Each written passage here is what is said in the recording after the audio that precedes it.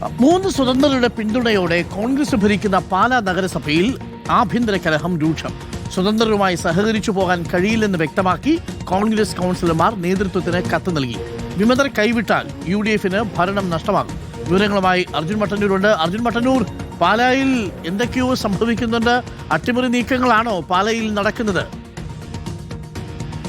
Doctor Arunkumar, Pala നഗരസഭയിലെ suspense തുടരുകയാണ്. വിയോജനക്കുറിപ്പുമായി രംഗത്തെത്തിയ കൗൺസിലർമാരുമായി UDF നേതൃത്വം നടത്തിയ ചർച്ച പരാജയപ്പെട്ടിരിക്കുകയാണ്. ഭരണം കൈയാടുന്ന പുളിക്കകണ്ടം കുടുംബത്തിനെതിരെ വിയോജനക്കുറിപ്പുമായി 6 അംഗങ്ങളാണ് രംഗത്ത് വന്നത്. ഇതിൽ 5 പേർ കോൺഗ്രസ് അംഗങ്ങളാണ്. ഒരു സ്വതന്ത്ര അംഗവും വിയോജനക്കുറിപ്പിൽ ഒപ്പുവെച്ചിരുന്നു. ഇതിന് പിന്നാലെയാണ് UDF നേതൃത്വം ഇവരുമായി ചർച്ച നടത്തിയത്. പക്ഷേ പ്രശ്നങ്ങൾ ഇതുവരെ പരിഹരിക്കപ്പെട്ടിട്ടില്ല.